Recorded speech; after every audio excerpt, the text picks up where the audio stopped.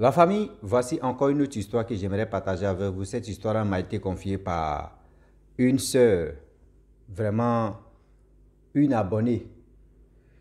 Cette histoire-là parle d'elle-même, ce qu'elle a traversé dans sa vie, où elle a été abandonnée par ses propres parents, où elle a été maltraitée par ses propres parents, où ils l'ont chassée, ils l'ont mis dehors, où elle a pris la route de l'aventure, c'est-à-dire l'aventure même, voie terrestre, passée par désert, à l'âge de 14 ans, et rentrée en Europe.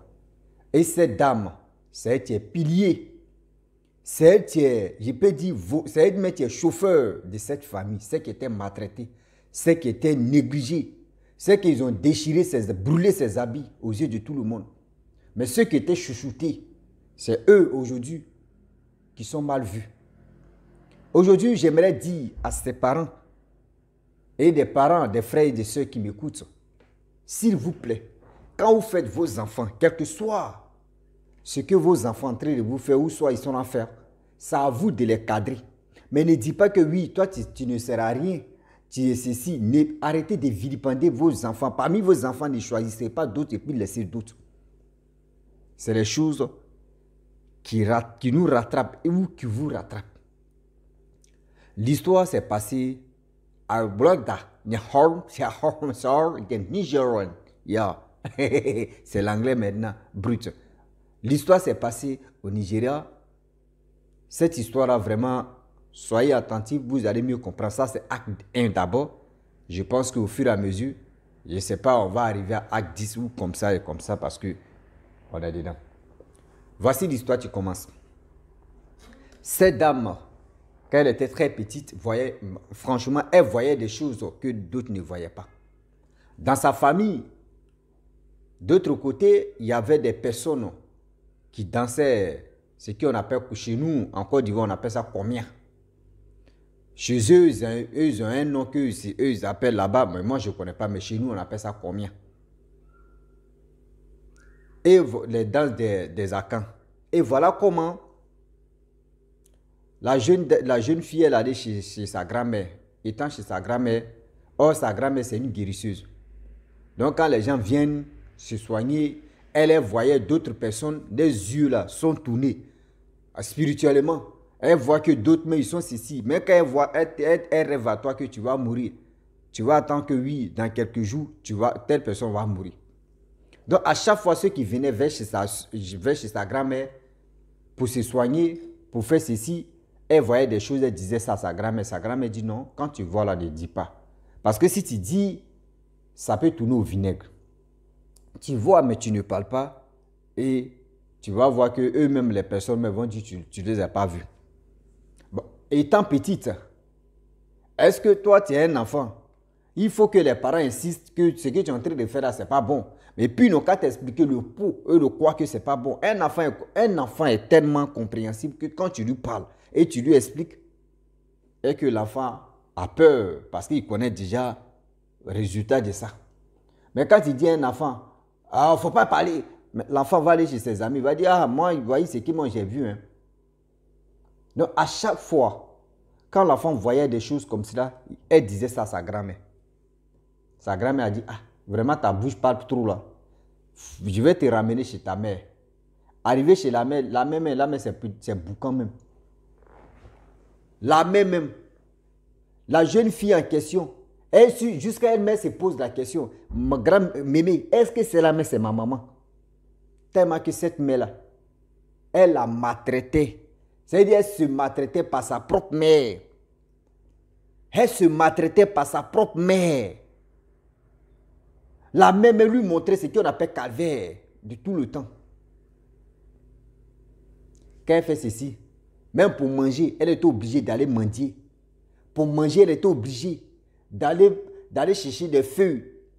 Les feuilles pour venir revendre, pour qu'elle puisse avoir un peu d'argent pour manger. Elle faisait ça. Ses avis qu'elle portait, tellement que ça michait la maman, tellement que dans le téléviseur de sa maman, c'est elle qui barrait la vue. Et un jour, elle a pris, la propre mère prend les habits de sa fille, aller brûler ça. Jusqu'à dans le village, les gens se disent, eux se posent la question, mais tu as fait quoi à ta mère?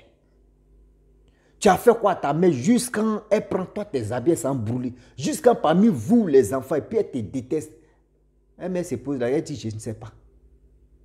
Frapper n'est pas frapper. Vous-même, vous savez souvent là, quand on frappe un enfant jusqu'à arriver au moment là, l'enfant devient autre chose. Je vous dis, à l'âge de 14 ans, elle a pris la route de l'aventure. Maltraitance n'est pas maltraitance. Elle fuit, elle s'en chez sa grand-mère. Elle fait un jour là-bas, sa grand-mère l'accompagne encore chez sa maman. Là même, c'est gâté. Papa aussi, pareil. Papa même, lui-même, André, je ne sais pas si vraiment, lui, il était téléguidé ou soit lui, il était guidé. On ne sait pas. C'est-à-dire un père de famille en train de voir que sa femme est en train de maltraiter son enfant. Et puis, eux, ils regardent. Mais c'est exagéré. Mais c'est vraiment exagéré. La fille en question, où elle passe, c'était que des maltraitances. Elle se lève là, elle s'en chez sa tante. Or, sa tante en question, c'était une sorcière. Grande sorcière de tout le temps dans ce village. Arrivée là-bas. Oh, sa tante, tout le monde savait qu'elle était sorcière. Mais elle allait se réfugier là-bas parce que chez sa mémé, la mémé l'envoie chez sa maman la frappe. Donc, elle est fatiguée de frapper là. Elle allait maintenant chez sa tante qui ont dit non, qu'elle est une sorcière. Elle dit, elle préfère aller là-bas. Arrivée là-bas, la tante sait que la petite voit clair. Voilà la sorcellerie de la tante Visa. C'est-à-dire, elle-même montrait même en live. Voilà comment la tante en question dit à la petite, chaque 0 heure, faut même mamie, canari sur ta tête. Canari même, elle ne sait même pas il y a quoi dans canari, là, dans ma mythe là. Allons-y à quelque part, on va donner la nourriture à telle personne. Quelle nourriture au juste? Elle dit elle a traversé des calvaires, pas possible là-bas.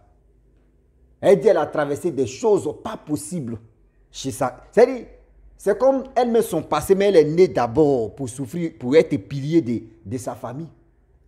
Ceux qui étaient chouchoutés, c'est-à-dire ceux qui étaient chouchoutés, ceux qui on leur donnait déjeuner, même s'il n'y a pas de déjeuner, ceux qui ont chauffé la nourriture et on leur donnait comme déjeuner, n'ont qu'à manger.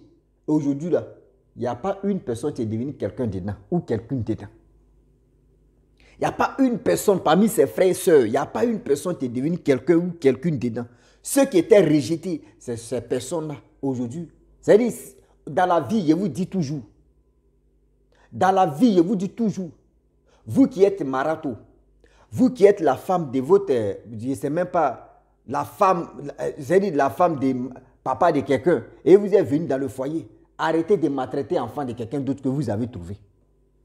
Ou soit arrêtez de maltraiter l'enfant de quelqu'un d'autre que toi-même, ton propre mari a eu ailleurs. Si tu vois que ton mari, il a eu un enfant ailleurs, et toi, tu es dans le foyer, c'est que tu as fait quelque chose qui ne lui est pas plu. Un homme, là, quand il aime, là, il n'y a pas à gauche, à droite. Mais c'est quand une femme zaille, quand une femme fait, c'est-à-dire elle déconne, elle fait erreur, c'est là lui dit non que ma queue là, il doit traverser. C'est-à-dire ma queue là doit aller ailleurs. Pour voir aussi. Est-ce que vous comprenez? Arrêtez de maltraiter l'enfant des gens. Voilà comment les calvaires qu'elle a traversés. Tellement que c'était vraiment fatigant, c'était agaçant, c'était tellement chiant. À l'âge de 14 ans, elle dit à son père que papa, montre-moi qui est ma vraie mère. Le père dit, oui, ta vraie mère, tu es là. Qui est mon vrai père? C'est moi. Mais je ne vois pas. Parce que je suis né sur cette terre-là pour qu'on me maltraite ou c'est quoi au juste? Voilà, son père et ses amis étaient assis là, eux tous ont commencé à rire. Tout le monde, ceux qui étaient là, waouh, waouh, waouh, waouh. Imaginez-vous une petite fille qui te pose une question.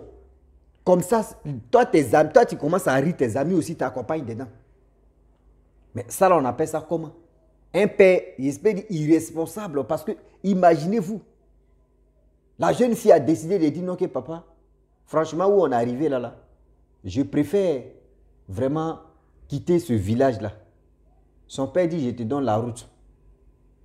Ça veut dire, lui, il s'en foutait même de sa fille. À l'âge de 14 ans, tu ne sais même pas où ton enfant s'en va. Tu dis, ton enfant n'a qu'à partir. Ça veut dire, tu veux que ton enfant n'a qu'à quitter devant toi. Mais Dieu tient en haut là-bas, là, il ne dort jamais. On dit la pierre jetée est toujours, c'est-à-dire la pierre jetée est toujours la pierre qui est bien fondée pour la famille. Cette jeune fille, elle s'est débrouillée, elle a eu un peu d'argent.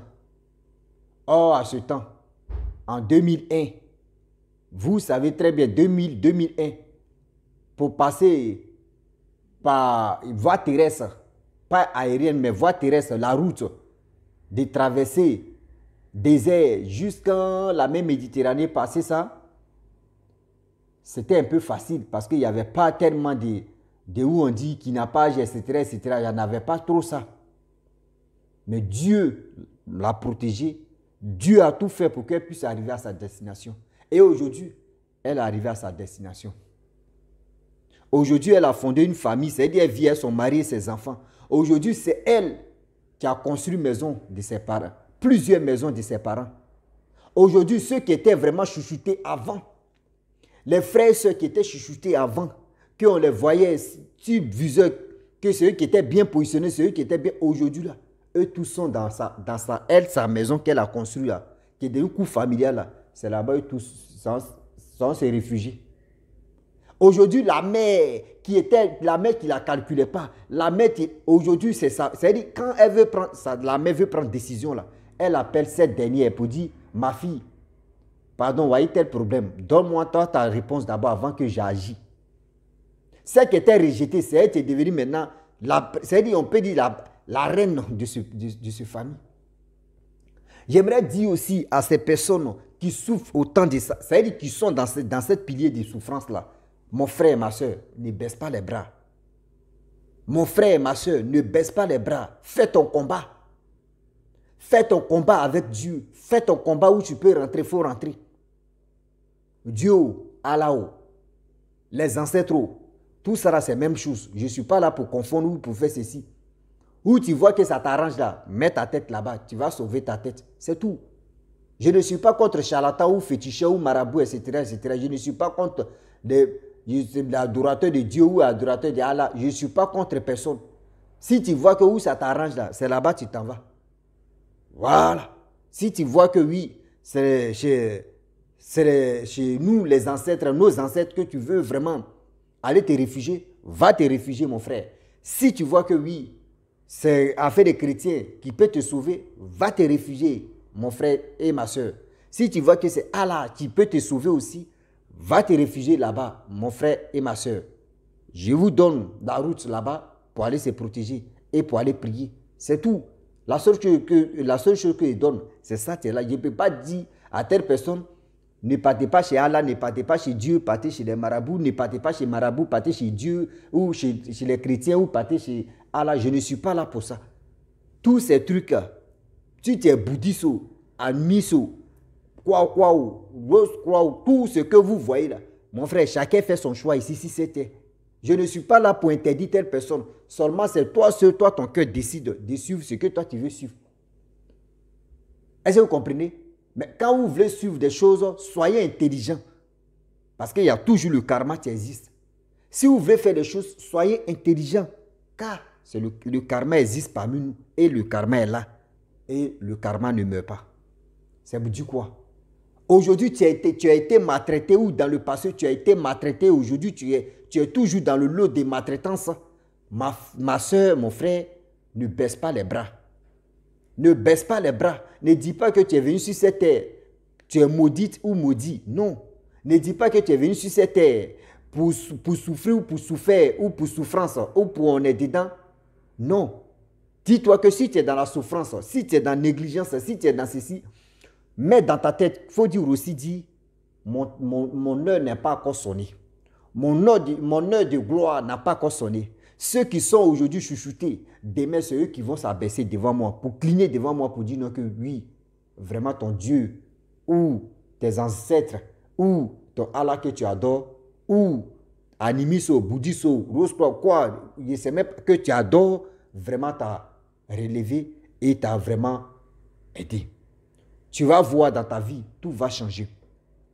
J'aimerais dire aux parents, aujourd'hui là, des personnes que vous négligez de votre famille ou soit de vos enfants, c'est ces personnes-là qui deviennent piliers de votre... C'est-à-dire qui devient même chose à chauffeur de vos camions ou de votre voiture. Faites attention. Faites attention. Tu as mis tes enfants au monde, c'est pour vraiment dire, j'ai choisi telle personne, je choisis telle personne. Toi-même, tu m'écoutes. Toi, tu as l'habitude de faire ça à tes enfants. Si tes parents avaient décidé de le faire aussi sur toi là, est-ce que toi, ça pourrait te plaire? Même si parmi tes parents, toi, tu étais le chouchouté ou tu étais la chouchoutée ou tu étais ceci. Mais celui qui était dans la souffrance, est-ce que tu as vu sa souffrance? Toi-même, tu as vu sa souffrance? Sérieux? Est-ce que toi, tu as vu sa souffrance? Il y a des actes qu'aujourd'hui nous posons là, ça nous rattrape. Quand on vous parle là, vous pensez que oui, on est en train de vraiment dire non. Non. Il y a des actes que nous-mêmes on pose. Si c'était ces actes-là nous rattrapent tôt ou tard. Ces actes-là nous rattrapent tôt ou tard, quel que soit la fois quand il pleut. C'est pour vous dire non que on ne finit jamais d'apprendre. C'est pour vous dire qu'on ne finit jamais d'apprendre. On ne finit jamais d'apprendre. Arrêtez de maltraiter vous-même vos propres enfants. Juste arrêtez aussi de maltraiter les enfants des gens. Quand moi j'étais en Côte d'Ivoire, à Nono, à Riviera à Nono, j'ai vu une famille. C'est des gens qui m'ont expliqué. Mais j'ai vu la famille même. On dit qu'il y avait un jeune, c'est-à-dire enfant des cousines qui est venu fréquenter dans cette famille. Tellement qu'ils ont bien traité ce jeune homme en question. La dame en question, tellement que, c'est-à-dire la dame et le monsieur qui ont pris ce jeune homme. Eux, ils avaient des enfants. Hein. Ils ont bien traité ce jeune homme-là.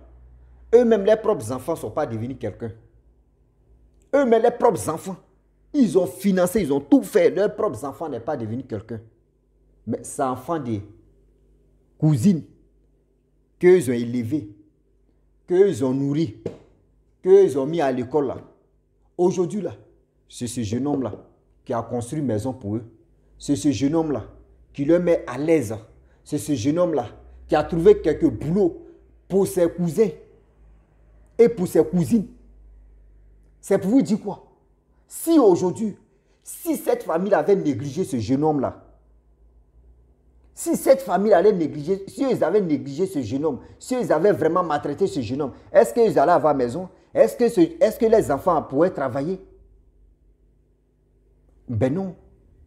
Quand ils passent comme cela, là, dans le quartier, on connaît le radar de ça. Nous, on assis comme ça. Puis on est fiers de ce jeune homme en question. Quand il vient les rendre visite, on est fiers. Nous tous, nous qui ne sommes pas dans leur famille, hein, mais quand toi tu apprends la nouvelle même, toi tu es fier. Tu es fier de qui? Tu es fier des deux parents. C'est-à-dire le monsieur et sa femme. Et le jeune homme en question en troisième position. Parce que si la femme est mauvaise, elle va manger le cerveau de son mari. Si le mari est mauvais, il va manger le cerveau de sa femme. Et le jeune homme en question, il va avoir problème. C'est pour dire, dans la vie là, tu ne sais pas si Dieu peut envoyer le bonheur à travers quelqu'un pour venir dans ta cour. Et ce bonheur-là, si tu n'as pas bien attrapé ce bonheur, c'est ce bonheur-là qui va s'échapper pour aller chez ton voisin. C'est ce bonheur-là qui va s'échapper dans ta main pour aller chez le voisin ou chez la voisine. Et demain, tu auras des yeux pour pleurer. Tu auras tes yeux pour pleurer comme ça. Si ils savaient, c'est déjà fini.